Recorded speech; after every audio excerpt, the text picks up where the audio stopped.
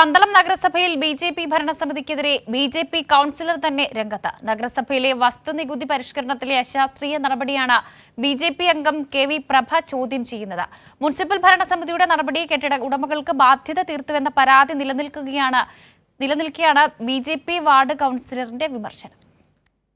2020-ൽ അധികാരത്തിൽ വന്ന ബി.ജെ.പി. ഭരണസമിതി നടപ്പാക്കിയ വസ്തുനികുതി പരിഷ്കരണത്തിനെതിരെയാണ് ബി.ജെ.പി. കൗൺസിലർ തന്നെ രംഗത്തെത്തിയത്. യാതൊരു പഠനവും നടക്കാതെ മിക്ക കെട്ടിടങ്ങളിലും നിയമപരമല്ലാത്ത യു.എ. നമ്പർ പതിച്ചെന്നും ഇത് കേരളത്തിൽ ഒരിടത്തും ഇല്ലാത്ത ഒരു പദ്ധതിയാണെന്നാണ് കൗൺസിലർ പ്രഭയുടെ വിമർശനം.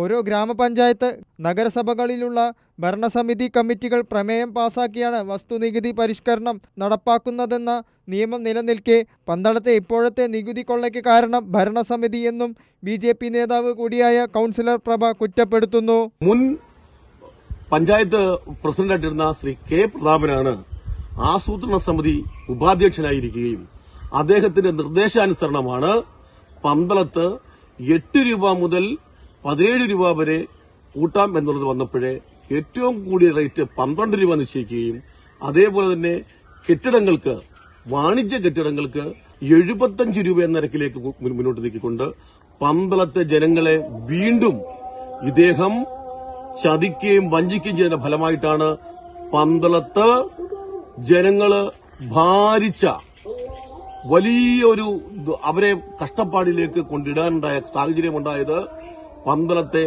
അശാസ്ത്രീയപരമായിട്ടുള്ള ഈ നികുതി വർധനമാണ്. ഇപ്പോഴത്തെ നികുതി കൊള്ളയ്ക്ക് കാരണം ഭരണസമിതി മാത്രമാണ്. നഗരസഭയിൽ പ്രമേയം പാസാക്കി നിലവിലെ അശാസ്ത്രീയമായ നികുതി പിരിവ് നിർത്തിവെച്ച് പുതുക്കിയ നിരക്ക് പ്രാബല്യത്തിൽ വരുത്തണമെന്നും കൗൺസിലർ കെ.വി. പ്രഭ ആവശ്യപ്പെട്ടു. ബി.ജെ.പി. ഭരണസമിതിക്കെതിരെ CPM ഉൾപ്പെടെയുള്ള പ്രതിപക്ഷ പാർട്ടികൾ സമരം ശക്തമാക്കുന്നതിനിടെയാണ് ബി.ജെ.പി. കൗൺസിലർ തന്നെ ഭരണസമിതിക്കെതിരെ രംഗത്ത് വന്നിരിക്കുന്നത്. കൈരളി ന്യൂസ്, പത്തനംതിട്ട.